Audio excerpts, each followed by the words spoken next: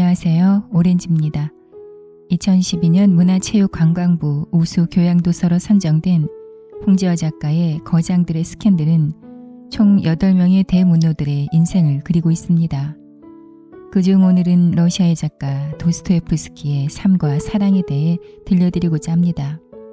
수많은 명작을 탄생시킨 이 대문호의 인생을 좀 엿보게 된다면 아마도 그의 명작이 어떻게 탄생되었는지 그 배경을 이해하기가 훨씬 더 쉽겠죠. 끝까지 함께 해주세요. 펴도르 미하일로비치 도스토옙스키, 홍지화.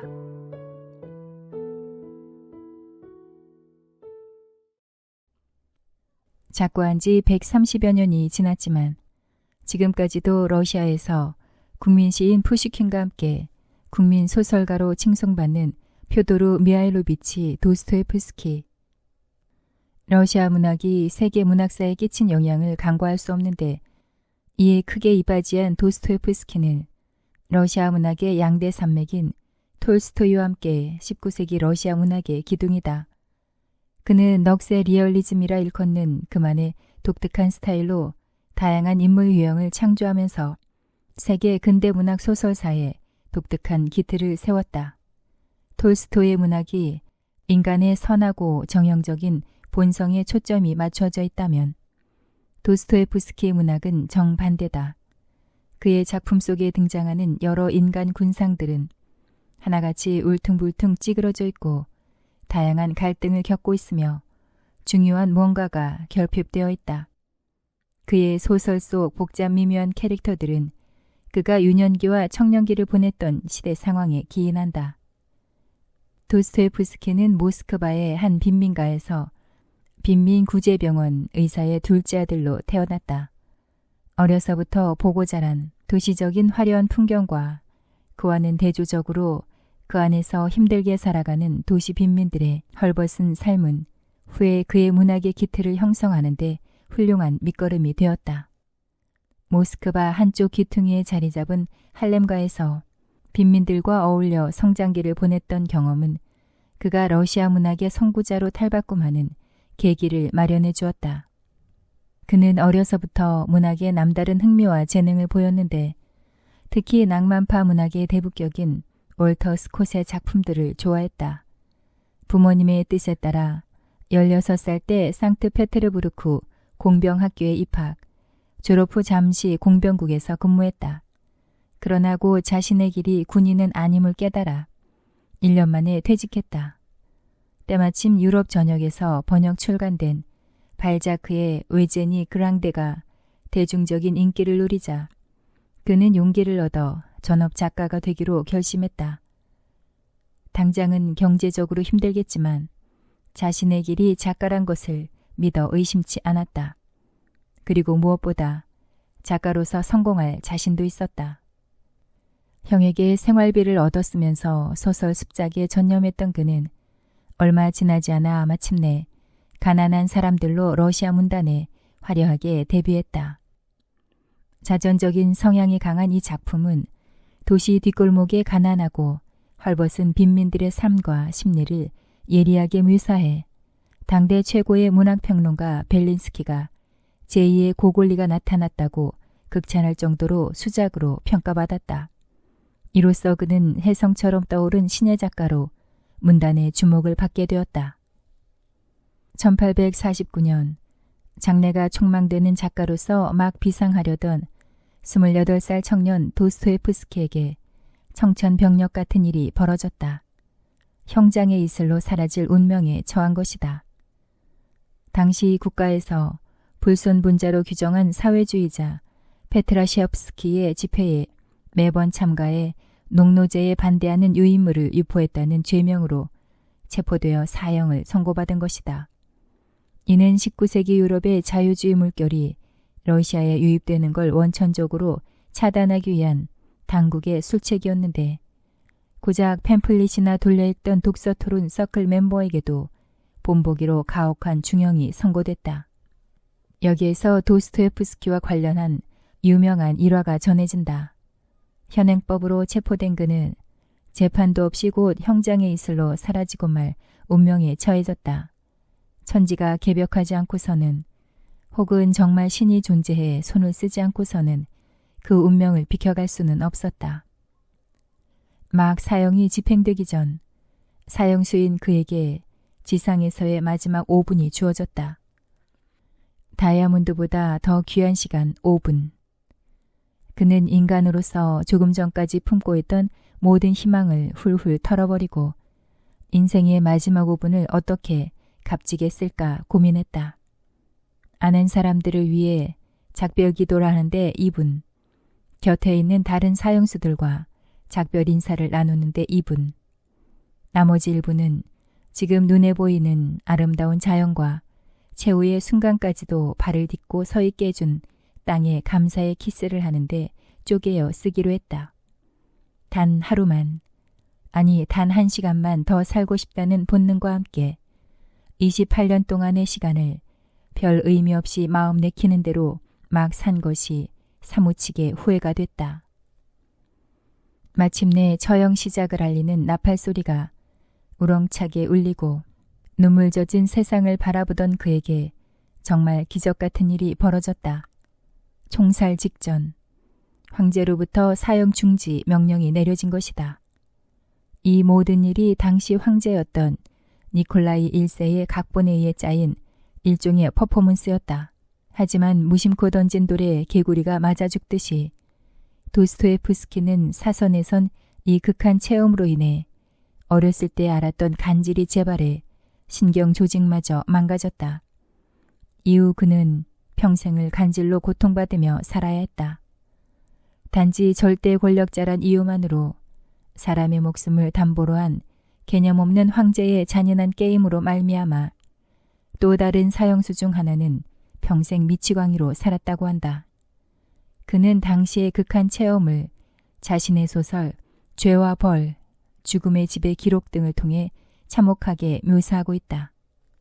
악령, 백치, 그리고 생의 마지막 걸작 카라마조프의 형제들에 이르기까지 그의 일련의 작품 속에서 유독 간질병을 앓는 주인공들이 단골로 등장하는데 이는 작가 자신의 트라우마에 의한 것으로 보인다.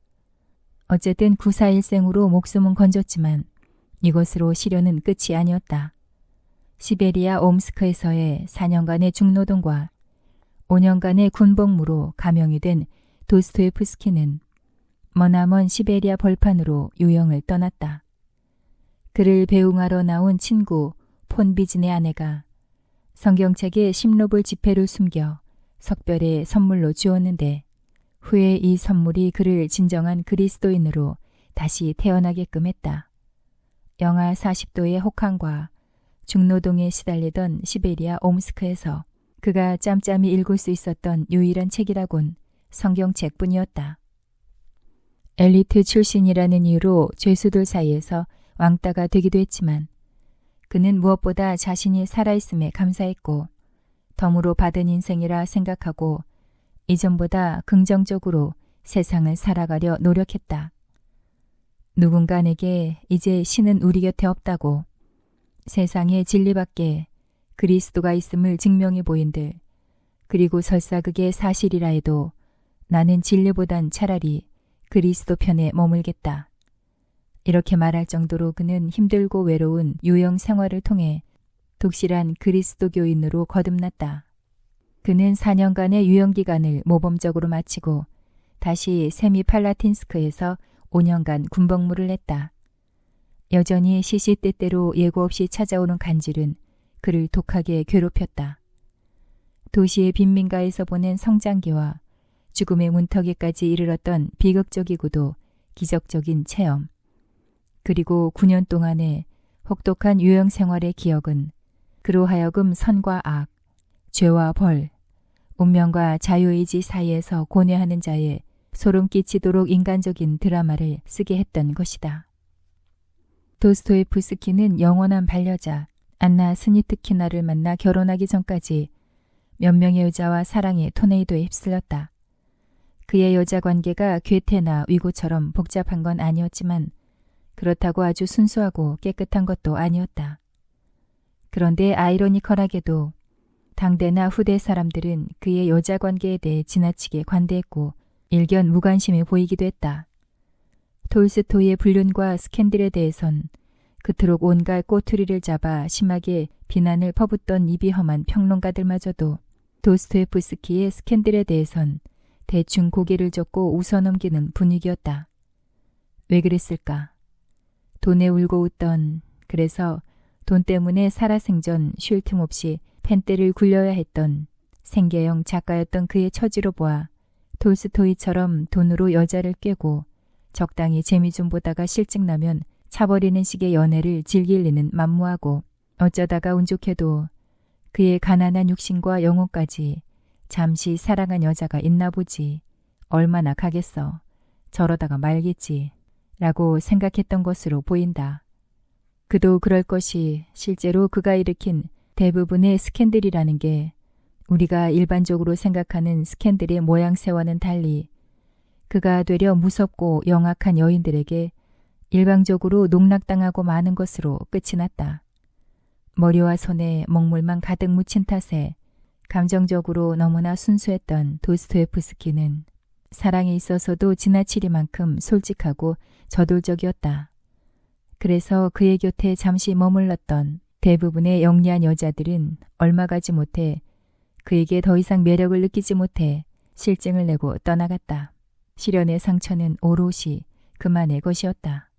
그의 공식적인 첫 여자는 불행하게도 남편의 아들까지 딸린 유부녀였다. 적당히 짝사랑만 하고 정리했더라면 여러모로 좋았을 텐데 그녀의 술주정뱅이 남편이 죽자 그는 마침내 그녀와 결혼까지 감행했다. 물론 그녀가 데려온 아들은 평생토록 도스토예프스키의 경제적인 짐이 되어 그의 등골을 쪽쪽 빼먹었다. 도스토예프스키는 옴스크 유영지에서 4년간의 형기를 끝마치고 1854년 다시 5년간 러시아 국경 근처 세미팔라틴스크의 국경 수비대의 하사관으로 근무하고 있었다. 그의 나이도 이제 30대 중반으로 접어들었다. 당시 그는 완전한 자유를 누릴 수 있는 몸은 아니었지만 영유의 거주가 가능했다.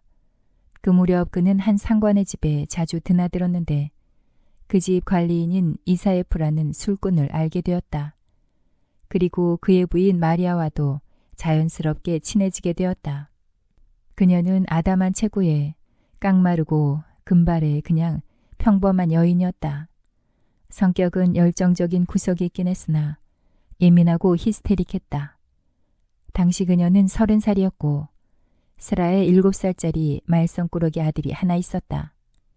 마리아의 남편 이사예프는 집보다 술집을 더 사랑해서 하루 대부분의 시간을 그곳에서 보내고 고주망태가 되어서야 집으로 돌아오곤 했다. 물론 가정을 제대로 돌보지 않는 남편 때문에 마리아가 받는 스트레스는 날로 심해져만 갔다. 그녀는 술주정뱅이 남편이 마치 징그러운 벌레라도 되는 양 혐오했다. 이때 우리의 인정 많고 친절한 신사 도스토예프스키는 그새 동정심이 발동했는지 마리아의 집에 자주 드나들며 방치된 그녀 모자를 이사예프 대신 돌봐주고 따뜻하게 위로해 주었다. 그는 마리아가 술주정뱅이 남편 때문에 마음고생이 심하고 실질적인 가장이 되어 집안의 모든 일을 혼자 감당하는 게 안타깝고 안쓰러웠다. 그래서 여력이 닿는 한 그녀를 돕고 싶었고 그녀가 힘들 때 언제든 기댈 수 있는 아름드리 나무 같은 존재가 되어주고 싶었다. 물론 마리아도 그런 도스토예프스키가 싫지는 않았다. 하지만 아직은 그녀에게 도스토예프스키는 남자가 아니었다. 그냥 어려운 일이 있으면 와서 기꺼이 도와주곤 하는 착하고 친절한 이웃으로만 생각했던 것 같다. 40도 안 됐건만 벌써 앞머리가 벗겨지기 시작했으니 외모에서부터 그에게 끌리지 않았던 것도 당연했다. 외모는 둘째치고라도 오랜 유형 생활을 한 가난한 군인 신분에 남편 자리를 대신할 섹시한 매력도 없어 보여 마리아는 그에게 더 이상 관심을 주지 않았다. 하지만 도스토예프스키는 그녀의 이런 마음도 눈치채지 못한 채 점점 마리아에게 빠져들어 하루라도 그녀를 보지 않으면 미칠 지경에까지 이르렀다. 미래의 대작가답게 혼자서 로맨스 소설을 머릿속으로 쓰고 있었다. 그녀의 백지처럼 창백한 안색과 셀쭉한 표정에서 어떤 영혼의 아름다움을 느꼈는지 알 수는 없으나 그는 오로지 자신만이 술주정뱅이 남편과 살면서 고통받는 이 가엾은 여자를 절망의 늪에서 구할 수 있다고 믿었다. 시간이 지날수록 자기가 처한 상황에 절망하던 그녀가 행여 극단적인 선택이라도 할까봐 늘 마음이 조마조마했다. 그는 천지를 둘러봐도 희망이나 위로받을 곳이 없는 그녀에게 기꺼이 스스로 기쁨조가 되어주기로 결심했다. 그는 이 유부녀에게 자기가 내어줄 수 있는 모든 정성과 사랑을 다 쏟아부었다. 그러자 그녀의 마음도 차차 움직이기 시작했다. 시간이 지남에 따라 두 사람 사이는 서로 없어서는 안 될 각별한 사이로 발전했다. 그런데 갑자기 남편 이사예프가 다른 지역으로 전근을 가야 하는 상황이 발생했다. 마리아와 도스토옙스키는 헤어져야만 하는 위기에 처한 것이다. 모든 역사는 밤에 이루어진다고 했던가. 남녀 역사도 마찬가지다. 이사가는 집마차 안에서 남편이 술에 취해 골아 떨어진 틈을 타 이 불륜 남녀는 석별의 정을 나누었다. 물론 두 사람이 멀리 떨어져 있다고 해서 그렇게 간단히 정리될 관계가 아니었다. 이후에도 두 사람은 계속 서신으로 서로의 사랑을 확인했다. 미인도 아닌 마리아한테 묘한 매력이라도 있었는지 그 무렵 그녀한테 적극적으로 대시를 하는 또 다른 사내가 있었다. 남편과 친분이 있는 젊고 매력적인 한 선생이 그녀에게 무한한 관심을 보였다. 마리아는 도스토옙스키에게 이 사실을 알리고 자신이 어떻게 하면 좋을지 조언을 구했다. 그녀의 편지를 읽고 그의 마음은 갈기갈기 찢어지는 것 같았다. 자기보다 훨씬 젊고 매력적인 총각에게 끌리고 있는, 게다가 멀리 있는 연인에게 그가 해줄 수 있는 건 아무것도 없었다.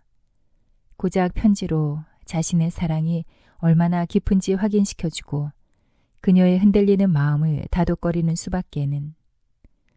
그러던 어느 날 두 사람에게만큼은 아주 기쁜 일이 일어났다. 마리아의 남편 이사예프가 이사를 간 지 석 달 만에 갑자기 건강이 급속도로 악화되어 세상을 떠난 것이다. 마리아는 이제 자유의 몸이 되었지만 반대로 도스토옙스키의 마음은 더 초조하고 불안했다. 아무리 인생에 있어서 아무 도움도 안 되고 되려 피해만 끼치던 남편이었지만 그래도 아이 아빠가 이 세상에 없다는 사실에 행여 절망하고 좌절하지 않을까. 또 마리아가 바로 곁에 있는 젊은 남자 선생한테로 떠나버리지는 않을까. 그는 가슴이 조마조마했다. 남편이 전혀 가정을 돌보지 않았기에 마리아는 남편이 죽은 후 빚더미에 올라 힘든 나날을 보냈다. 도스토옙스키는 자신이 가진 돈과 주변에서 빌려서 겨우 마련한 돈을 그녀에게 보내 그녀의 슬픔과 고통을 위로했다. 그러나 눈에서 멀어지면 마음에서도 멀어진다고 했던가. 당시 마리아는 위에서 잠시 언급했던 24살의 젊고 잘생긴 청년 베르구노프에게 이미 마음을 모두 빼앗긴 상태였다. 약삭빠른 여인 마리아는 이미 깨달았던 것이다. 가난한 군인의 그리 매력적이지도 못한 도스토옙스키가 던진 동아줄보다 잘생긴 데다가 매달 안정적인 수입까지 보장되는 중학교 교사인 젊은 애인이 던진 동아줄이 훨씬 믿음직하다는 것을. 그녀의 마음은 점점 더 도스토옙스키한테서 멀어져 갔고 그녀를 놓치고 싶지 않았던 그는 점점 더 애가 바싹바싹 탔다. 소위로 진급한 그는 전보다 외출이 자유로워져 짬을 내 어느 날 무작정 그녀를 찾아갔다. 내가 이 한 몸 바쳐 당신을 행복하게 해주겠노라고. 그동안 고생한 것도 다 보상해주고 당신의 아들도 내가 친아들처럼 거둬 평생을 책임지겠노라고 그녀 앞에 무릎을 꿇고 굳은 맹세와 함께 청혼을 했다. 이쯤 되면 냉혈인간이 아니고서는 어떤 여자든 마음이 약해지는 게 당연할 것이다. 그것이 설사 인류 역사상 가장 뻔하고 흔하게 되풀이된 남자들의 거짓말이라 하더라도 일단은 믿고 싶은 게 여자의 마음일 것이다. 그렇게 만 이틀 동안 그녀를 설득하고 온갖 구애작전을 펼쳐 마침내 반쯤 그녀의 마음을 돌리는데 성공했다. 젊고 핸섬하지만 그렇기 때문에 왠지 부담스러운 청년 베르구노프와 가난하고 가진 건 불꽃 같은 삶의 열정뿐인 중년의 도스토옙스키 사이에서 번뇌하던 그녀는 마침내 도스토옙스키와 여생을 함께하기로 마음을 굳혔다. 하지만 그녀는 여전히 마음 한편에 베르구노프를 담아두고 미련을 버리지 못했다. 후에 도스토옙스키의 딸 루보프의 증언에 따르면 마리아는 그와 결혼하기 전날 밤에도 젊은 애인 베르구노프를 집으로 불러들여 진하고 깊은 미래를 나누며 석별의 정을 나누었다고 한다. 1857년 2월 6일 정말로 천신만고 끝에 도스토옙스키는 마리아와 결혼식을 올렸다. 마리아의 양다리 작전도 그렇게 끝이 났다. 우리의 어린 양 같은 순수한 작가는 마리아에게 선택받았다는 기쁨에 겨워 상처 많고 가여운 이 여자와 그녀의 아들을 평생 행복하게 해주리라 굳게 결심했다. 하지만 애초에 이 두 사람의 결합은 매우 잘못된 것이었다. 언제 터질지 모르는 시한폭탄을 안고 불구덩이 속으로 달려가는 것이나 마찬가지였다. 도스토옙스키도 후에 이 잘못된 첫 결혼을 평생토록 후회했다. 힘들게 결혼한 것만큼 깨소금이 아주 잘잘 쏟아져 넘치게 행복해야 마땅하건만 두 사람은 신혼여행지에서부터 피치 못할 일로 엄청난 갈등을 빚었다. 두 사람이 왜 친구의 집을 신혼여행지로 택했는지 그 이유를 정말 현재를 사는 우리로서는 납득할 수 없지만 아무튼 두 사람은 친구의 집으로 신혼여행을 갔다. 그런데 첫날밤을 보내기도 전에 도스토옙스키가 간질 발작을 일으킨 것이었다.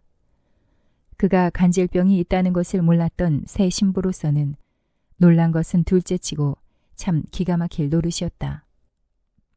나흘을 손가락 하나 까딱하지 못한 채 침대에 누워서 끙끙 앓는 남편을 보면서 마리아는 배신감과 분노로 치를 떨었다. 이건 분명 사기야. 이게 당신이 말하는 행복한 결혼이었어? 언제 어떻게 일어날지 모르는 간질병 환자를 나더러 평생 돌보라고? 이럴 거면 왜 나랑 결혼했어? 첫 남편은 술주정병이더니 두 번째는 간질병 환자야? 아이고 내 팔자야. 내 복에 무슨.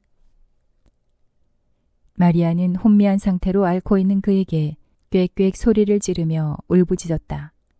신혼의 당꿈은 그렇게 산산이 부서져 버렸다.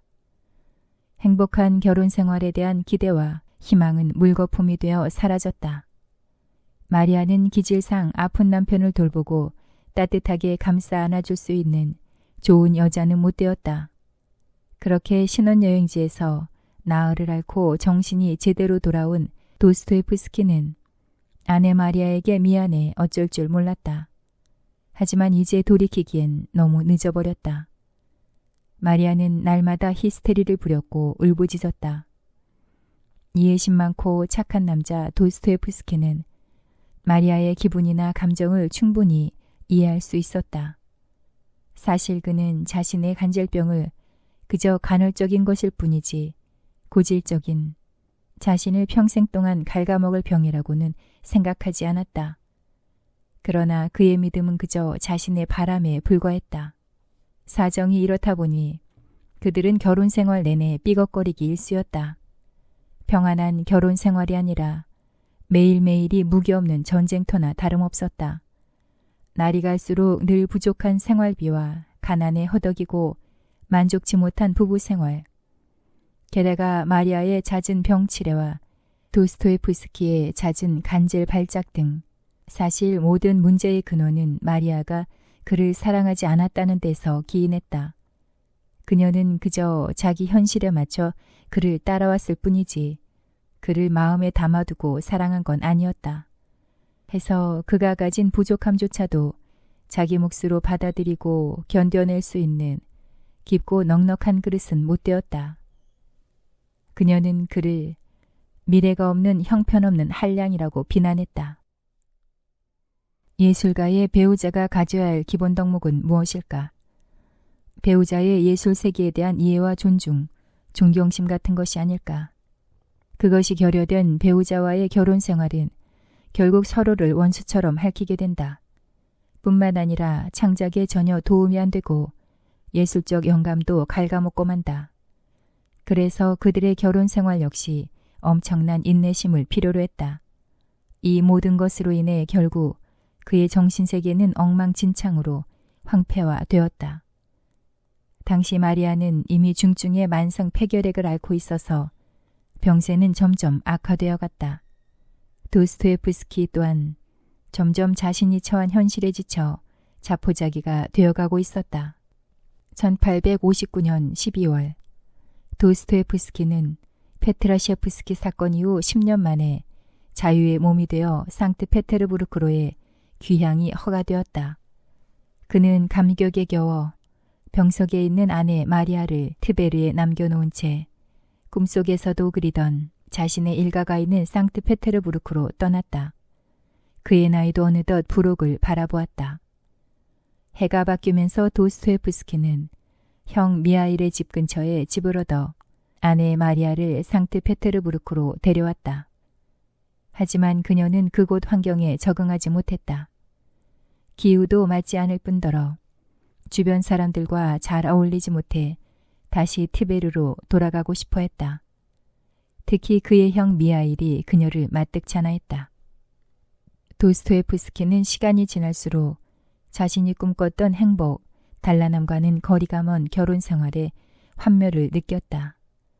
여러 가지로 미루어 볼 때 마리아는 예술가의 아내로 살기엔 상당히 자질이 부족한 여자였던 것 같다. 그래서 그녀를 사랑하는 인내심 강한 도스토예프스키조차 서서히 지쳐갔다. 그 무렵 형 미하일은 동생 도스토예프스키가 자유의 몸이 되어 다시 만나자 그간 잘 운영되었던 담배 공장을 한치의 망설임도 없이 다른 사람한테 넘기고서 동생과 함께 본격적으로 문학과 관련된 일에 손을 댔다. 형제가 함께 추진한 첫 번째 프로젝트는 바로 문학 잡지 브레미아를 펴내는 것이었다. 형은 편집인으로 동생과 당시 몇몇 친분 있는 문인들이 필자로 나서 브레미아의 창간호가 1861년에 출간되었다. 이 창간호에 도스토예프스키의 소설 학대받은 사람들 첫 회 연재분이 실렸는데 생각보다 반응이 좋았다. 이로써 그는 10년간의 잃어버린 시간을 되찾으며 화려한 부활에 성공했다. 특히 그는 지난 10년간의 범상치 않은 삶으로 인해 당시 급진 사상을 가진 젊은이들로부터 폭발적인 관심과 인기의 중심에 있었다.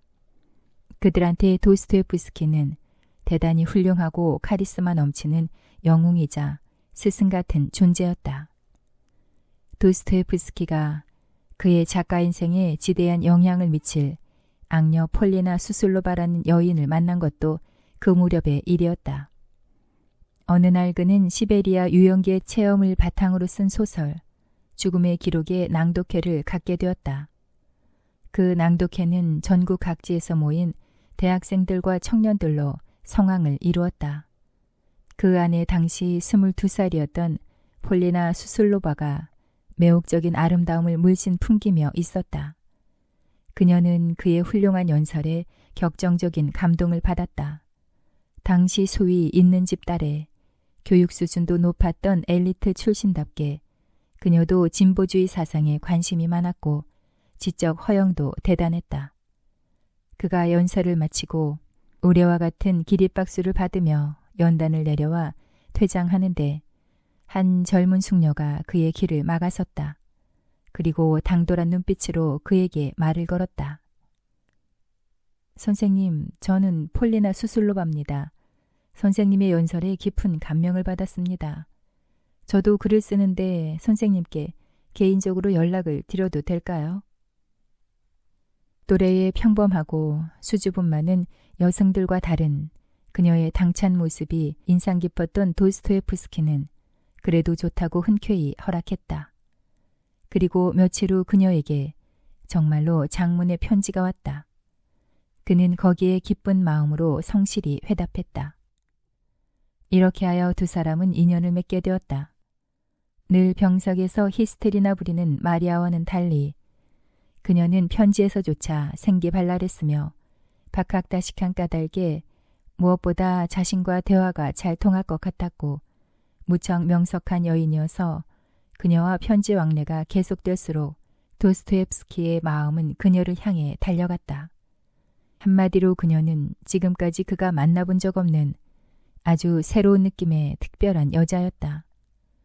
수술로바는 농노에서 해방되어 일찍 자수성가한 아버지 덕분에 당시 보기 드물게 대학 교육까지 받은 신여성이었다. 눈부실 정도로 아름다운 미모에 성격도 활달해 어디에서나 눈에 띄는 그런 보석 같은 여성이었다. 그녀는 사고방식도 진취적이고 자유분방했다. 두 사람의 사적인 첫 번째 대면은 그녀가 그의 사무실을 방문하면서부터 이루어졌다.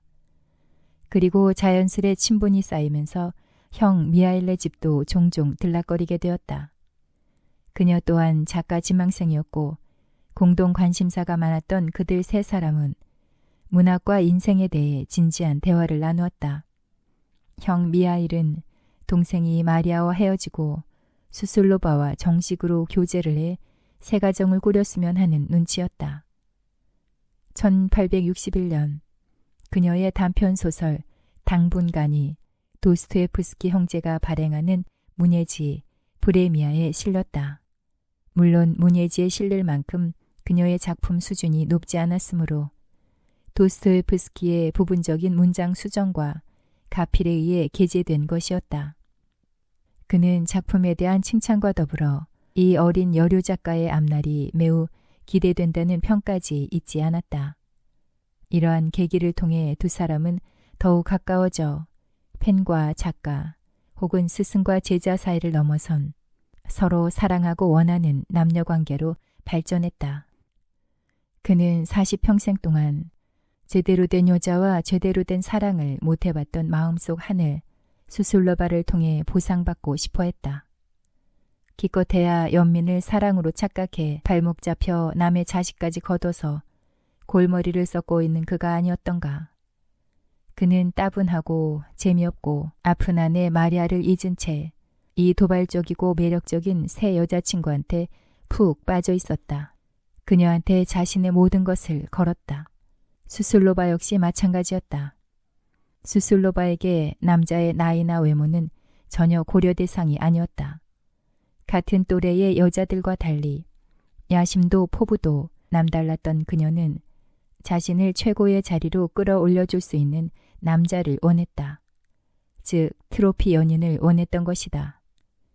아직 덜 여문 엘리트 여성들이 그렇듯이 그녀도 지적 허영심이 대단하였다. 그래서 당대의 최고의 작가로 손꼽히는 도스토옙스키는 그녀에게 가장 적합하고 자신의 이상을 실현하기 위해 꼭 필요한 남자였다. 후에 세상에 발표된 그녀의 일기와 회고록에 따르면 그녀는 도스토옙스키를 만나기 전까지 남자 경험이 전혀 없었다. 40살 도스토옙스키가 수술로바의 첫 남자였던 셈이다. 자유분방하고 진취적인 성격의 수술로바를 생각한다면 좀 채 믿기 어려운 사실이다. 그러나 이는 혼전순결을 지켜야 한다는 윤리의식 때문이라기보다 그녀의 이상과 눈높이에 맞는 남자가 그때까지 없었기 때문이라고 보아야 할 것이다. 그녀는 도스토옙스키에게 순결과 3년여의 교제 기간 동안 그의 연인으로서 영혼과 육체를 모두 허락했다. 그녀는 그가 마리아와 어서 하루라도 빨리 이혼하고 자신과 결혼해 주기를 바라고 청혼하기를 기다렸다. 하지만 도스토옙스키의 입장은 달랐다. 아내에 대한 사랑이나 열정은 이미 식은 지 오래였으나 아픈 아내를 내칠 만큼 그는 모질고 냉정하지 못했다. 연애 기간이 길어질수록 마음이 초조해지는 것은 세상의 모든 연인들이 마찬가지일 것이다. 시간이 지날수록 두 사람 사이에는 갈등과 균열이 생기기 시작했다. 수술로바의 입장에서는 행여 그가 아내와 이혼할 생각이 전혀 없으면서 자기를 성적 놀이개로 유의의 대상으로 생각하는 게 아닌가 하는 생각이 들어 종종 불만을 터뜨렸으며 도스토예프스키는 그런 그녀와의 갈등에서 묘하고 야릇한 쾌감마저 느끼며 즐겼다. 이런 상황에서 아내 마리아의 폐결핵은 더욱 악화되어 더 이상 호전될 기미가 보이지 않았다. 그래서 그는 마리아를 요양을 보내고 수술로바의 제의를 받아들여 그녀와 단둘이서 유럽 여행을 떠나기로 했다. 그러나 그의 계획은 뜻대로 되지 않았다. 그가 편집장을 맡고 있던 문예지 브레미아가 정치적인 이유로 폐간되는 바람에 그는 발이 묶여버렸다. 화가 단단히 난 수술로바는 혼자서 유럽으로 떠나버렸다. 이는 두 사람의 앞날의 불행을 예고하는 전조가 되었다. 처음에는 왜 아직 안 오느냐고 날마다 편지로 야단법석을 피우다가 그녀도 그만 지쳐버렸는지 어느 날부터 편지마저 끊겨버렸다. 수술로바의 편지가 끊기자 도스토예프스키는 불안하고 초조해졌다. 어서 그녀를 뒤따라가서 그녀를 잡아야 한다는 생각뿐이었다. 그는 만사 제쳐두고 프랑스 파리로 출발한다. 그러나 여기에서 한 가지 문제가 생겼다. 바로 파리로 가서 수술로바를 만났더라면 아마 두 사람의 사랑이 이루어졌을지도 모른다. 하지만 그는 무슨 바람이 불었는지 파리로 가는 도중에 도박장이 유독 많은 비스바덴을 경유 도박의 유혹을 떨치지 못하고 몇 날 며칠을 룰렛에만 죽어라 매달렸다.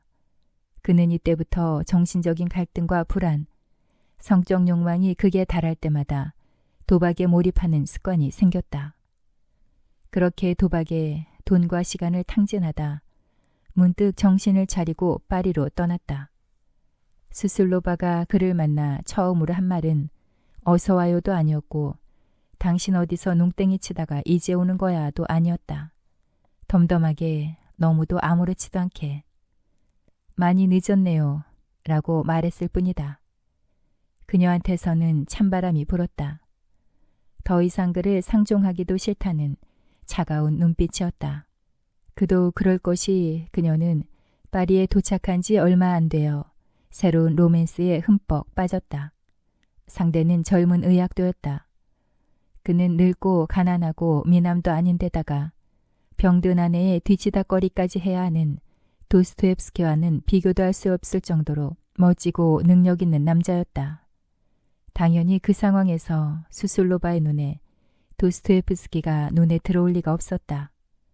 그 남자는 수술로바에게 도스토옙스키가 절대 줄 수 없는 것들을 느끼게 해주었다. 바로 사랑의 환이었다.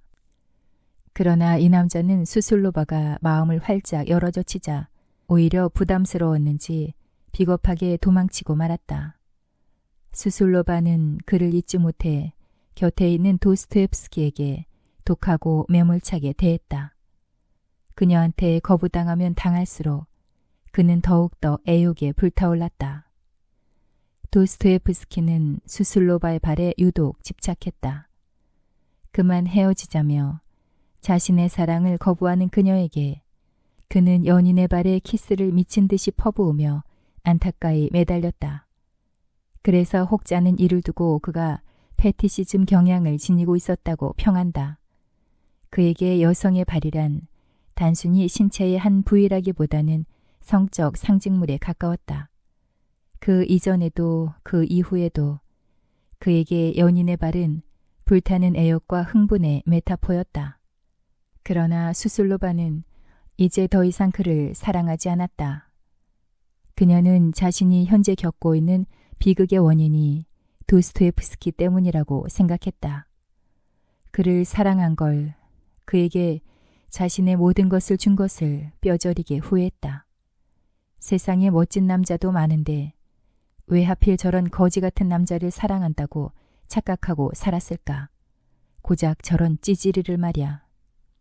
결국 두 사람의 연인관계는 끝이 나고 말았다. 연인관계는 끝났지만 두 사람은 이후에도 어정쩡하게나마 동지로서의 관계를 지속해 나갔다. 도스토옙스키는 그녀가 마음이 정리되면 곧 자신한테 돌아올 것이라 기대하고 있었고, 계산적인 그녀 역시 그의 그늘에 있는 편이 자신의 성공에 어떤 도움이 되리라 생각했기 때문이었다. 결국 두 사람은 서로의 필요에 따라 만나고 헤어지고를 반복했다. 그는 침대에서 고통스럽게 각혈하는 아내 마리아 곁에서 수슬로바가 파리에서 보낸 편지를 뜯어 미소 지으며 읽어보거나 안절부절 못하며 기다리거나 그녀에게 답장을 쓰거나 했다. 남편의 무관심 속에서 마리아는 서서히 죽음의 문턱에 이르렀다. 마침내 1864년 4월 15일 저녁, 마리아는 경련을 일으키며 고통스러워하다가 결국 세상을 등졌다. 그러나 비극은 이것으로 끝나지 않았다. 마리아가 죽고 난 지 2달도 지나지 않아 물심양면으로 도스토옙스키를 뒷바라지해주던 착하고 좋은 형 미하엘마저 갑작스럽게 사망하였다. 그리고 얼마 후에는 몇 안 되는 절친 크리코리예프도 미하엘의 뒤를 따랐다. 이 딸은 주변 사람들의 죽음으로 도스토옙스키는 심적 충격을 받았다. 인생의 덧없음에 몸소리를 쳤다. 그는 후일 자신의 절친한 친구이자 후원자인 브랑겔 검사한테 심적 고통을 이렇게 토로했다. 나는 이제 외톨박이가 되어 살아가는 게 무섭기만 합니다. 나의 그동안의 삶이 두 쪽으로 찢어져 내 눈앞에서 슬프게 흩날리고 있습니다. 내 앞으로의 인생에서 마리아와 형을 대신할 사람도 진실된 마음도 아무것도 없습니다. 특히 미하일은 그에게 형보다는 아버지 같은 존재였다. 아버지가 성난 농노들한테 끌려가 몰매를 심하게 맞고 현장에서 즉사한 이후로 그는 줄곧 형을 의지해 살아왔다. 그런 형의 부재는 그 무엇보다 힘들고 고통스러운 것이었다. 이제 그가 집안의 가장이 되었다. 형의 가족들을 돌봐야 했으며 알코올 중독자 동생도 돌봐줘야 했다. 그것도 부족해 마리아가 남겨놓은 의붓아들까지 책임져야 했다. 성인이 됐음에도 여전히 계부의 그늘 아래서 등골을 빼먹는 의붓아들이지만 그렇다고 모른 척하거나 내칠 수도 없었다. 당시 수슬로바와의 관계도 예전만큼은 아니어도 계속 이어지고 있었다. 마음만 굳힌다면 그는 그녀에게 청혼할 수도 있었다. 하지만 그는 그러고 싶지 않았다. 그녀가 자신의 아내 노릇을 하기에는 뭔가 부족하다는 걸 깨달았기 때문이다. 수슬로바도 아직 그 젊은 의학도한테서 받은 시련의 상처가 아물지 않았을 뿐 아니라 도스토옙스키와 더불어 자신이 교제하던 사내들한테 농락당한 것 같은 자괴감과 분노의 치를 떨었다. 그녀는 도스토옙스키와 연인으로서 결별한 후에 그 허무함을 보상받기라도 하려는 듯 많은 사내들과 애욕의 강을 자유롭게 넘나들었지만 그 어떤 남자한테서도 완전히 사랑받진 못했다. 그녀는 그렇게 도스토옙스키의 기억 속에서도 잊혀진 여자가 되어가고 있었다. 형의 가족, 동생, 날건달인 의붓아들 파벨의 생계까지 책임져야 하는 상황에서 도스토옙스키는 미친 듯이 소설을 써야만 했다. 담배 공장과 문예지를 운영하던 형의 빚더미까지 떠안았던 그에게는 헐값으로라도 원고를 팔아서 생계형 작가로 사는 것 외엔 다른 선택의 여지가 없었다. 물론 빚 상속을 안 받을 수도 있었지만 세상 물정과 돈 계산에 어두웠던 그가 남의 돈을 떼먹는다는 것은 생각할 수도 없는 일이었다. 자용증이 없어도 형이 돈을 빌려갔다고 거짓말을 하는 사람들한테까지도 군소리 없이 돈을 내주었다. 그래서 그가 평생 자신을 위해 쓴 돈이라곤 고작 도방이 베팅한 돈뿐이었다. 도박도 그가 도박 자체를 즐겼다기보다 돈을 조금 쉽게 벌려는 수단일 뿐이었고 나아가 정신적인 긴장감과 불안, 성적 욕망에서 잠시나마 벗어나기 위한 탈출구 같은 의미였다. 돈은 주조된 자유다라고 말할 만큼 돈에 대한 애증이 얽혀있던 그는 어느 날 한 지인한테 이런 탄식을 늘어놓았다. 나는 차라리 감옥에 가고 싶다. 빚으로부터 정녕 자유로운 몸이 될 수만 있다면 몇 해 동안 감옥살이를 해도 좋다. 생계형 전업작가로 살면서 몇 푼 안 되는 원고료로 갚아도 좀채 줄어들지 않는 빚더미에 눌린 도스토옙스키가 이런 탄식을 늘어놓은 것으로 봐서 당시 그의 궁핍이 얼마나 심각했는지 짐작할 수 있다. 그는 죽을 때까지 돈에서 자유롭지 못했다. 죽기 얼마 전에야 겨우 빚을 다 청산할 수 있었으니까. 잇따른 지인들의 죽음으로 인해 정신적 쇼크와 상실감에 그는 잠시 슬럼프에 빠졌다. 그러다가 1864년 여름 어느 날 도스토옙스키는 안나 쿠르코프스카야라는 한 젊은 여성으로부터 꿈이라는 단편소설을 받아보게 되었다. 도스토옙스키의 인생에 지대한 영향을 끼친 두 명의 안나가 있었는데 그녀는 그 첫 번째 안나였다. 으레그르트 당시 작가 지망생이었던 그녀는 그의 팬이었다. 그가 세상에 내놓는 일련의 작품들을 보고 감동을 받아 존경하는 작가에게 자신의 작품을 보이고 싶고 한번 만나서 조언도 듣고 싶었던 것이다. 이렇게 해서 옛 연인 수술로바처럼 안나와도 서신왕래가 시작되었다. 그녀의 나이 이제 갓 20이었다. 그는 그녀에게 어린 나이답지 않게 작품이 훌륭하다는 칭찬과 더불어 용돈이라도 하라며 소정의 원고료도 보내주었다. 그녀로서는 대작가한테 이런 대우를 받는다는 것 자체가 폴짝폴짝 뛸 만큼 기쁜 일이었다. 퇴역 군인의 딸인 안나는 엄격한 가정교육 탓에 부모님 허락 없이는 마음대로 외출하기도 어려운 상황이었다. 그래서 그를 만나는 것도 어려웠다. 그녀는 어머니를 몇 날 며칠을 졸라서 마침내 어머니의 동행하에 큰어머니 집에서 도스토옙스키와 꿈에 그리던 첫 대면을 했다.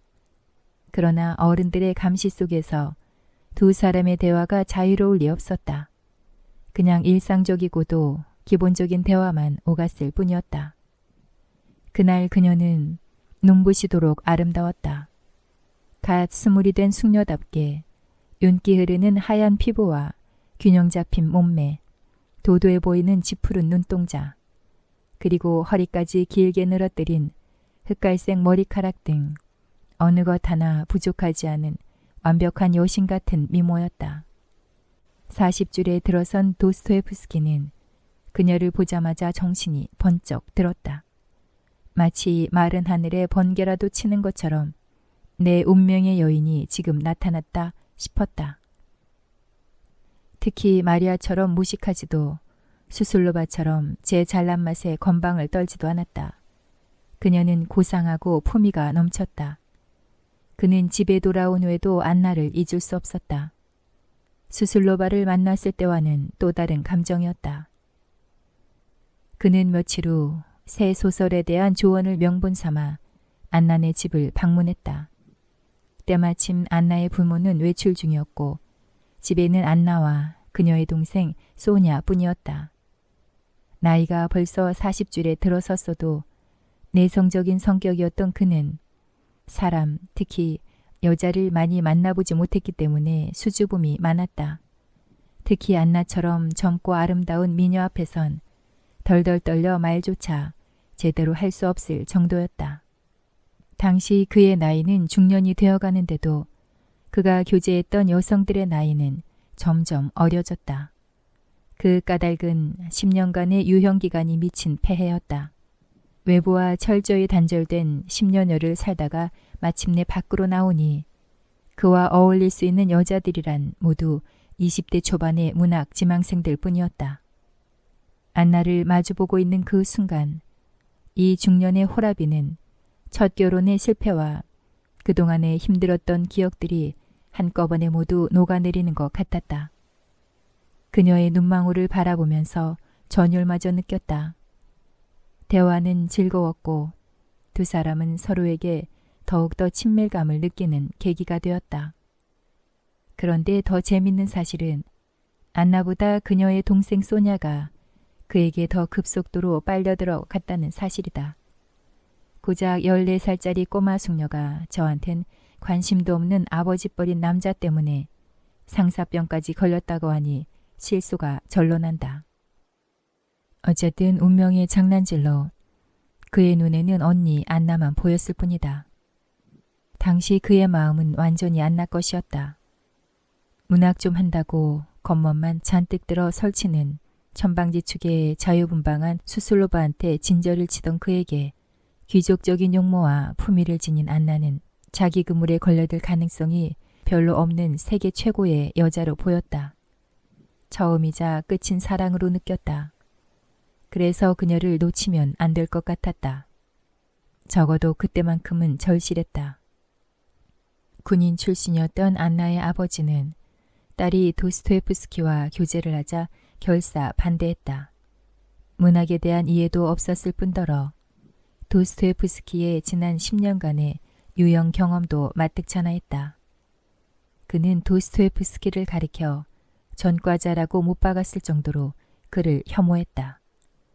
딸한테 나쁜 영향만 끼칠 게 분명하다고 판단한 그는 도스토옙스키가 자기 집 근처에 얼씬도 못하게끔 감시했다.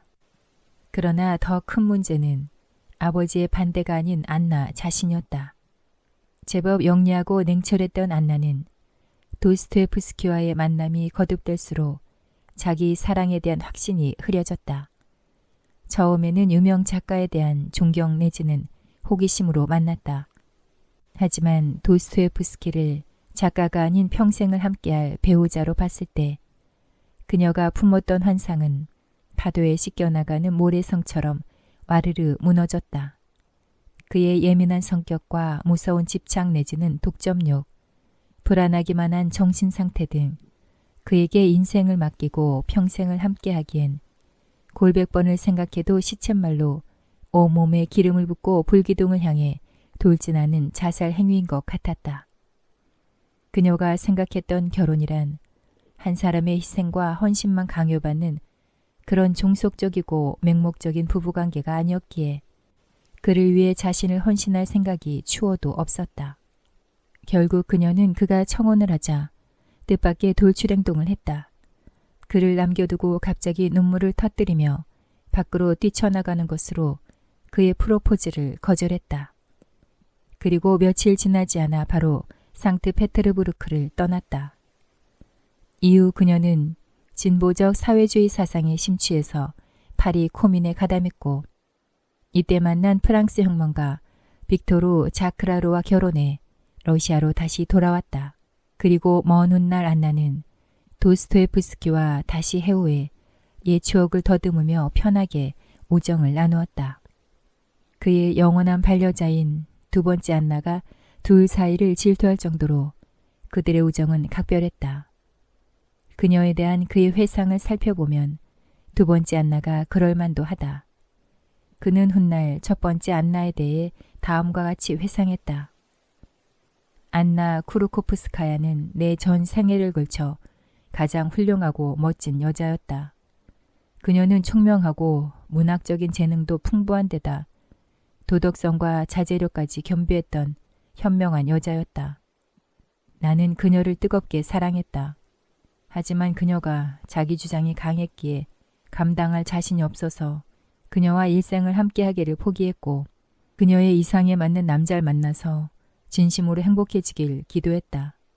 도도했으며 귀족적인 품위를 간직한 도스토옙스키가 사랑한 안나 쿠르코프스카야.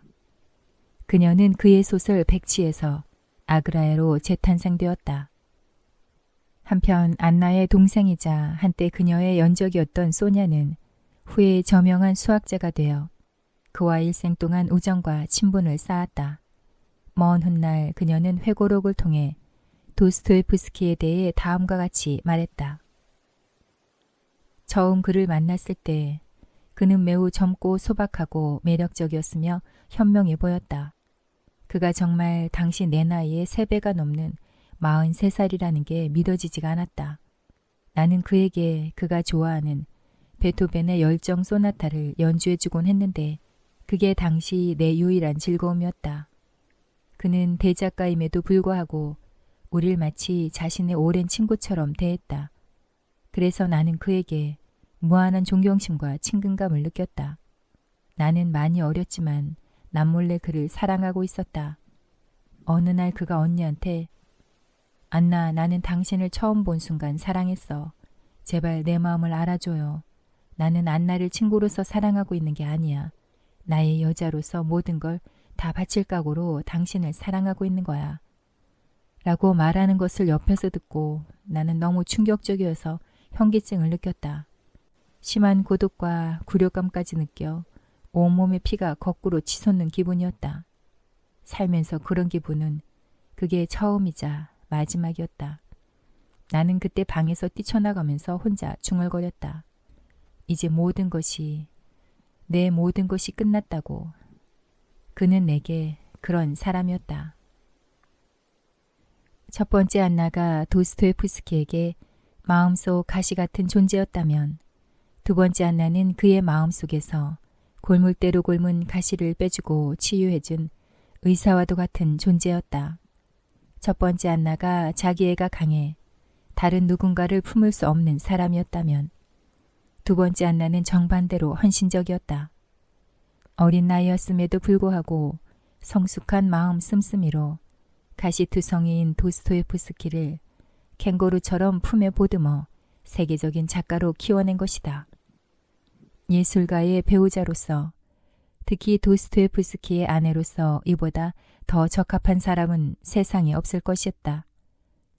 필생의 반려자란 바로 이런 사람을 두고 하는 말일 것이리라. 그녀가 없었더라면, 그가 그녀를 만나지 못했더라면 러시아의 문호 도스토옙스키 역시 존재하지 못했을 것이다. 그녀는 매일매일 끼니 걱정을 해야 하는 지독하게 가난한 상황 속에서도 도박 중독자인 남편을 심적으로 안정시키고자 자신의 옷과 폐물까지 팔아서 남편의 손에 도박 자금을 쥐어준 여자였다. 두 번째 안나는 그런 여자였다. 엄청난 빚더미에 올라앉아 있으면서도 형의 가족과 장성한 의붓아들의 생계까지 책임져야 했던 도스토옙스키. 그에게는 산다는 것 자체가 고통이었고 나날이 빚쟁이들의 독촉과 주변인들한테 시달림의 연속이었다. 말 그대로 궁핍한 자의 비명밖에 지를 수 없었다. 그나마 글을 써야만 푼돈이라도 만져보는데 수년간 그는 여러 일을 겪으면서 정신이 피폐해졌고 정서도 많이 불안정해져 글다운 글을 못 쓰고 있었다. 그래서 그의 작가로서의 명성도 예전 같지 않았다.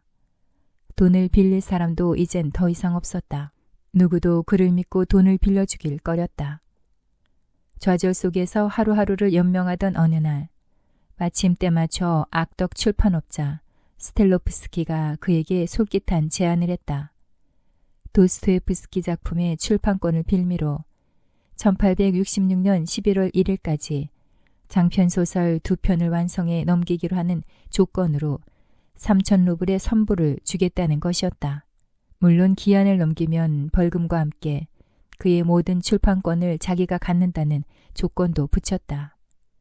분명 도스토옙스키 입장에선 아주 불리한 조건이었다.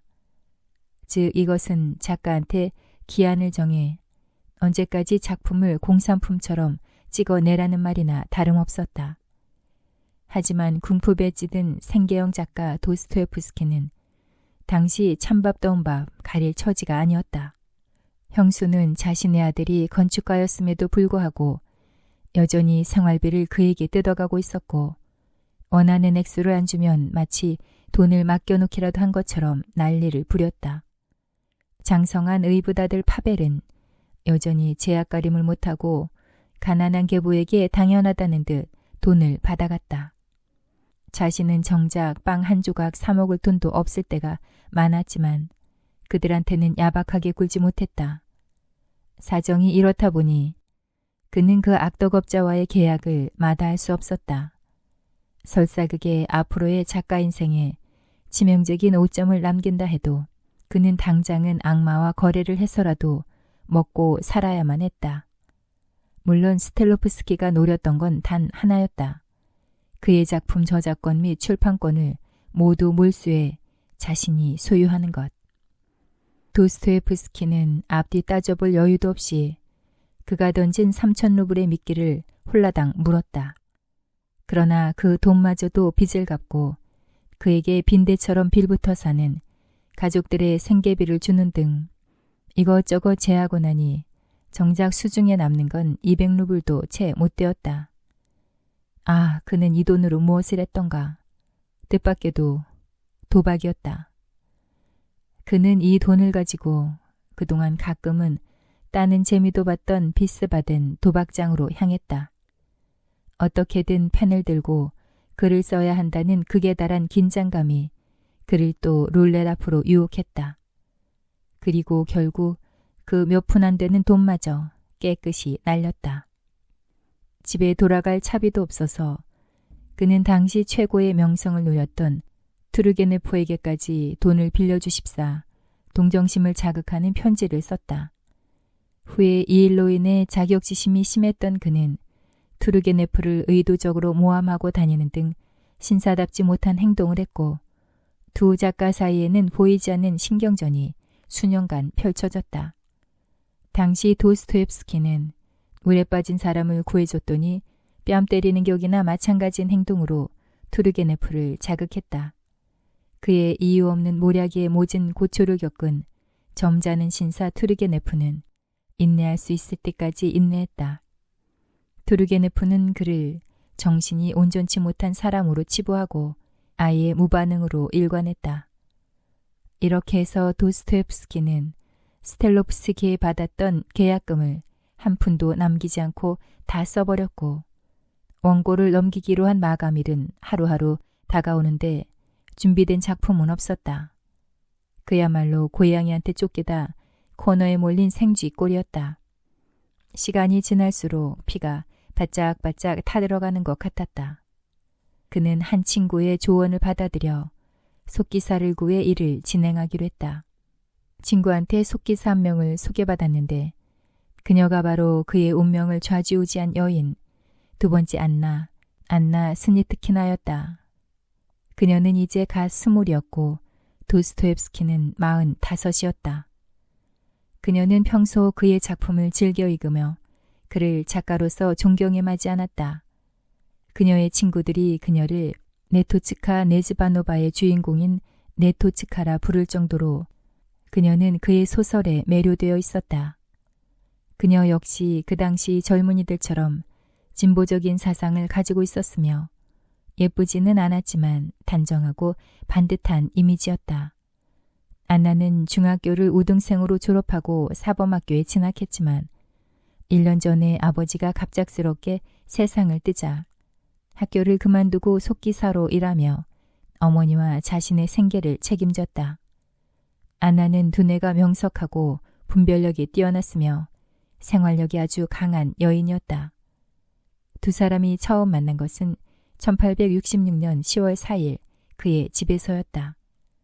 그는 다 쓰러져가는 초라하고 낡은 아파트에서 의붓 아들 퍼벨과 함께 살고 있었다. 그녀는 도스토옙스키를 처음 만났을 때 그의 초라한 행색에 실망했다. 짝눈에 신경질적인 인상, 까칠한 말투, 게다가 난 가난하다를 온몸으로 증명해 보이듯 후줄근해 보였기 때문이다. 내 앞에 서 있는 이 사람이 내가 아는 작가 도스토옙스키가 정말 맞을까? 의문이 생길 정도였다.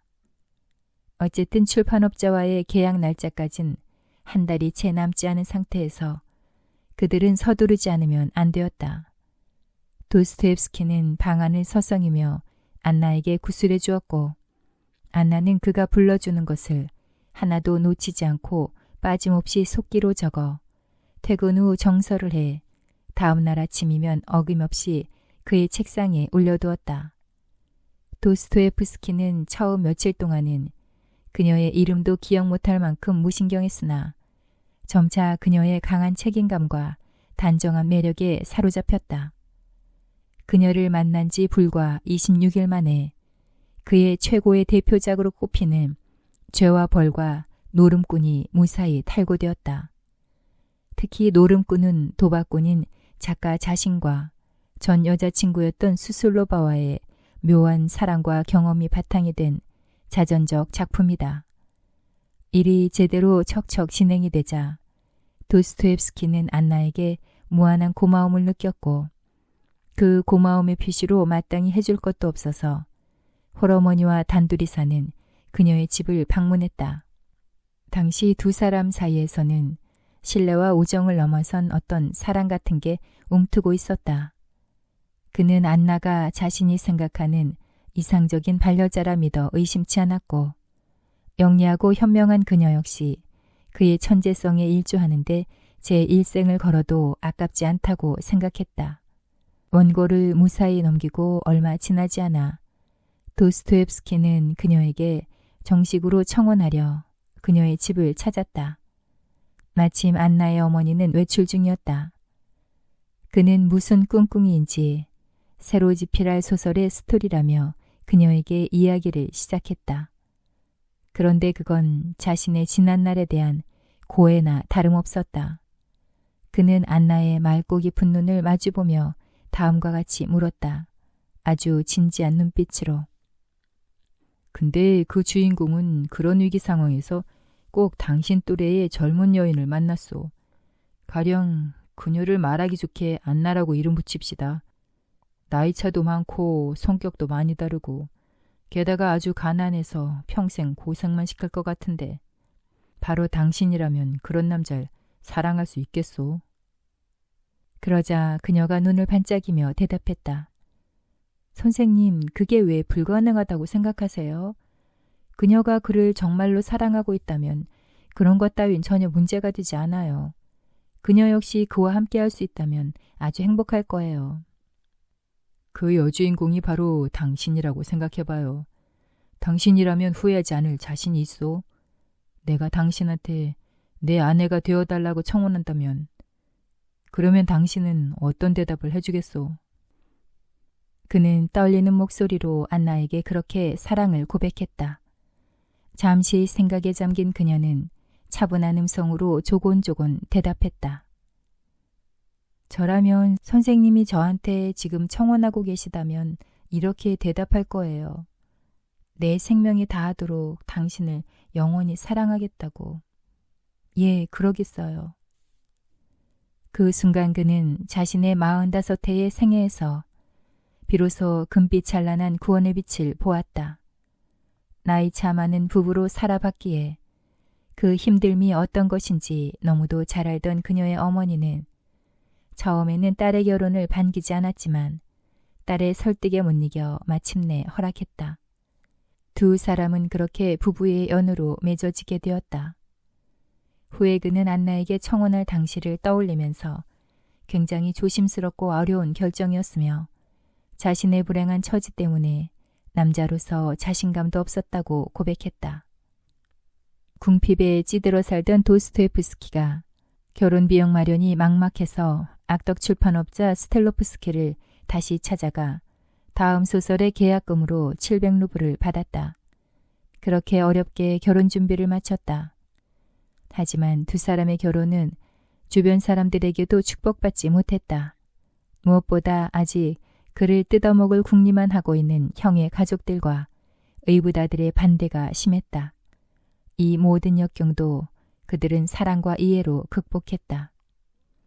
마침내 1867년 2월 15일 오후 8시 두 사람의 결혼식이 이즈미로프 성당에서 조촐하지만 엄숙하게 거행되었다. 그러나 한참 깨소금이 쏟아져야 할 그들의 신혼생활은 절대 눅눅지 않았다.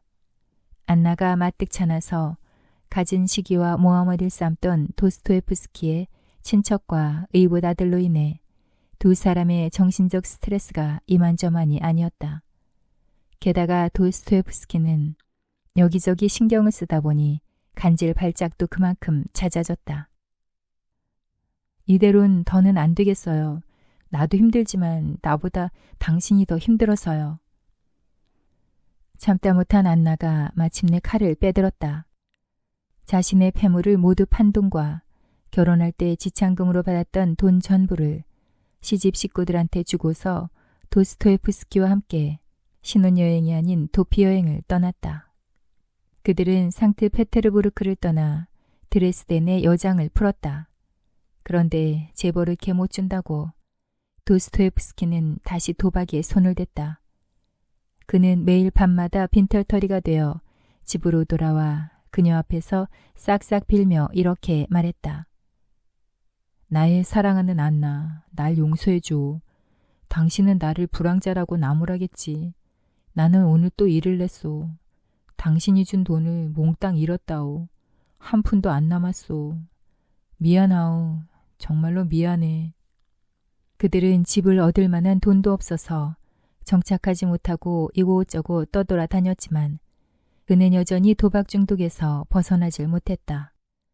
현명한 아내 안나는 그런 남편한테 화를 내거나 도박을 못하게 말리기보다 차라리 그를 파국으로 치닫게 하는 편이 더 나을 것 같다는 판단에서 아예 자신의 옷가지들도 전당포에 팔아 남편의 도박 비용을 마련해 주었다.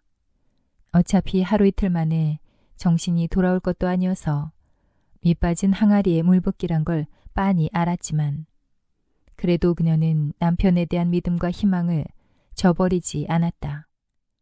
그녀는 자신의 불행한 처지를 한탄하며 날마다 이런 기도를 했다. 오늘 우리는 집주인에게 집세를 내야 해요. 그런데 돈이 없으니 저는 또 그녀에게 사정을 해야 하겠죠. 곰팡내 나는 이 방에는 읽을 책도 먹을 것도 없어요. 오 주여, 우리가 언제쯤 이 저주받은 늪에서 헤어나겠습니까? 부디 제가 사랑하는 그를 돌보소서. 설상가상으로 첫 딸 소냐마저 생후 3개월 만에 폐렴으로 잃는 독한 슬픔과 고통까지 뼈저리게 맛봐야 했던 안나. 아마도 보통 여자 같았으면 당신과 더 이상 함께 살 수 없다고 나가 떨어졌을 만도 한데 그녀는 그 고통마저도 묵묵히 인내로 버텼다. 1869년 9월 둘째 딸 루보프가 태어났다. 새 생명의 탄생으로 이 가난한 부부는 다시 활기를 찾았지만 가난한 살림은 여전했다. 안나는 제대로 먹지도 못해서 아기에게 젖을 물릴 수조차 없었다. 그러던 어느 날이었다. 도박의 도시 비스바덴에서 룰렛으로 마지막 남은 한 푼까지 다 날려버린 도스토예프스키는 그날 밤 꿈속에서 성난 아버지 얼굴을 보았다. 꿈에서 아버지를 보면 좋지 않은 징조라는 것을 알았던 그는 불안과 초조로 잠을 설쳤다. 그리고 마침내 결심했다. 도박을 끊기로. 한번 결심한 건 죽어도 그 룰을 절대로 깨지 않았던 그는 그 이후로 죽을 때까지 도박장 근처에도 가지 않았다. 아내 안나의 처절하고도 지독한 인내가 마침내 남편과 가정을 지킨 것이다. 두 사람은 큰딸과 함께 오랜 유랑 생활을 접고 1871년 2월 초 상트페테르부르크로 돌아왔다. 쫓기듯 떠난 지 4년 3개월 만이었다. 일주일 후 그의 첫 아들 표도르가 세상에 첫 울음을 터뜨렸다.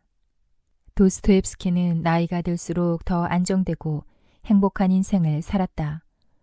그를 평생 따라다니던 간질발작도 말년에는 눈에 띄게 많이 호전되었다. 모든 게 다 안나의 노력 덕분이었다. 안나는 사업 수완도 좋았다. 그녀는 헐값에 원고를 넘기는 걸 매우 안타까워하며 직접 남편의 매니저로 나서서 원고를 관리하고 제값을 받아내었다.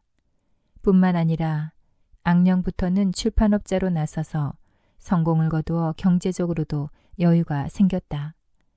그제야 꼬리표처럼 지긋지긋하게 따라다니던 빚으로부터 해방될 수 있었다. 도스토예프스키의 사후 안나는 남편과 자신이 살아온 삶에 대한 회고록을 집필했는데 거기에 다음과 같은 말을 남겼다. 평론가들은 남편의 작품과 동시대의 다른 작가들의 작품을 비교해 남편의 소설은 너무 복잡하고 혼란스러우며 너저분하게 쌓인 잡동사니 덤이라고 비판하기도 한다. 그럴 때마다 나는 속이 상한다.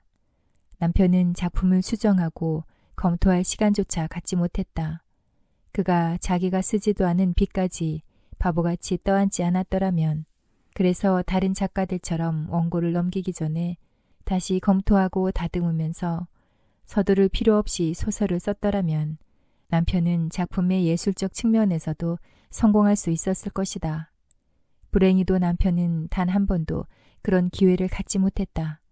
생계를 위해 빚을 갚기 위해 돈이 필요했고, 그래서 몸이 아파도 어떤 때는 간질 발작이 있은 다음 날도 서둘러 일을 해야 했고, 기한 내에 글을 보낼 수 있도록 최소한의 선에서 필사본을 검토해야 했다. 그래야만 좀 더 빨리 돈을 받을 수 있었으니까. 그것은 작가로서는 가장 참혹한 비애이자 치명적인 결점이다. 자신이 잘못 썼다는 것을 알면서도 오로지 굶지 않기 위해 한 푼이라도 더 빨리 받고자 잘못 쓴 글을 수정할 틈도 없이 바로 인쇄소에 넘겨 세상 사람들한테 보여야 하는 건 작가로서는 정말 못할 짓이다. 안나는 이런 점의 심각성을 깨닫고 그의 작품의 문학적인 완성도를 높이기 위해 기꺼이 출판업자로 나선 것이었다. 이렇듯 안나는 위대한 작가의 아내로서 슬기롭고도 완벽하게 뒷바라지를 해 마침내 남편을 러시아의 대표 작가라는 최고의 자리에 올려놓았으며, 비록 나이는 남편보다 한참 어렸지만 늘 어린아이 같은 남편의 욕구불만을 자애로운 어머니처럼 다 받아주고 끌어 안아주었다. 도스토옙스키는 대중적인 인기 덕분에 비교적 풍요로운 말년을 보냈다. 하지만 이 모든 게 안나가 없었더라면 불가능했을 것이다. 특히 속기를 통해 작품에 직접 참여하며 독자 입장에서 조언을 아끼지 않았고, 작품을 아내인 자신이 직접 출판함으로써 악덕 출판업자로부터 남편을 지키고 문학적인 완성도를 높였으며, 경제적인 이익을 도모한 것은 영리하고 현명한 안나만이 할 수 있는 최고의 내조였다. 간질 발작도 없어지고 그의 말년의 건강은 비교적 괜찮았다. 그러나 창작열에 불이 붙으면서 오랜 밤샘 작업으로 인해 그의 체력과 면역력이 현저히 떨어져 건강이 점차 쇠약해지고 있었다. 그리고 마침내 올 것이 오고 말았다. 그의 누이 동생들이 그를 찾아와서 고인이 된 백모의 유산 문제를 두고 그를 심하게 자극했다. 결국 그는 그날 밤 쓰러지고야 말았다. 1881년 2월 9일 저녁 8시 38분 도스토옙스키는 폐동맥 파열로 숨을 거두었다. 자신의 죽음을 예감했는지 그날 아침 그는 안나의 손을 꼭 잡고 마지막 말을 남겼다. 나는 오늘 죽을 것이오. 안나, 내가 죽더라도 날 잊지 말아주오. 나는 언제나 당신을 뜨겁게 열렬히 사랑했소. 잠시나마 당신을 배신한 적도 단 한 번도 없었소. 내 아내로 살아주어 고맙소. 사랑해, 안나. 그가 얼마나 아내에 대한 사랑과 교감이 깊었는지는 다음의 일화 등에서 잘 알 수 있다. 비록 그는 가난해서 안나에게 물질적으로 많은 것을 해줄 수는 없었지만 보통의 성공한 남자들이 아내에게 해주지 않는 것을 해주었다. 바로 자기 여자를 진정으로 사랑하고 존중할 줄 아는 마음을 넘치도록 표현한 것이다. 그는 안나가 첫 아이를 임신했을 때 그녀 모르게 마을에서 가장 유명한 산파의 집까지 매일매일 산책을 했다. 길눈과 밤눈이 어두웠던 그는 행여 안나가 밤에 해산이라도 할까 봐서 눈을 감고서라도 달려갈 수 있게끔 산판의 집으로 가는 길을 익혀두었던 것이다. 그리고 어느 날엔가 안나가 고열에 시달리며 생명이 위독했을 때 그녀를 위해 아무것도 해줄 게 없었던 그는 절망적인 눈빛으로 신신 깊은 사제를 찾아가 통곡하며 그녀 없인 단 하루도 살 수 없다며 신께 간청을 부탁한 일. 그리고 안나한테 선물할 물건은 아무리 바쁘거나 몸이 아파도 직접 상점에 가서 제일 좋은 것으로 골라 사주었다고 한다. 아이들 때문에 집에만 있는 안나의 무료함을 달래주기 위해 외출했다 돌아오면 그날 있었던 일을 모두 자상하게 얘기해주던 오랜 습관 등등을 보더라도 그가 진정한 로맨티스트임을 알 수 있다. 아무리 가난하다고 해도 설사 도박에 빠졌다고 해도 세상 어떤 여자가 이런 남편을 사랑하지 않을 수 있을까? 도스토옙스키, 그의 삶은 다른 사람들보다 조금 더 고단했지만 그래도 사랑과 함께할 수 있어서 사랑하는 이한테 진정 사랑받을 수 있었기에 그리 쓸쓸하진 않았으리라. 사랑이 부족한 세상을 향해 유언처럼 남긴 모든 것을 사랑하라는 그의 말대로 눈에 보이는 모든 것을 사랑할 수 있는 그런 넉넉한 사람과 그런 세상이 되었으면 좋겠다. 모든 것을 사랑하라. 도스토옙스키. 모든 것을 사랑하라. 모든 잎사귀를 사랑하라. 모든 동물과 풀들, 모든 것을 사랑하라. 내 앞에 떨어지는 빗줄기 하나까지도 만일 내가 모든 것을 사랑할 수 있다면 모든 것 속에 담긴 신비를 보게 되리라. 만일 내가 모든 것 속에 담긴 신비를 본다면 날마다 더 많이 모든 것을 이해하리라. 그리고 마침내는 모든 것을 받아들이고 너 자신과 세상 전체를 사랑하게 되리라. 여러분의 구독과 좋아요는 영상 제작에 큰 힘이 됩니다.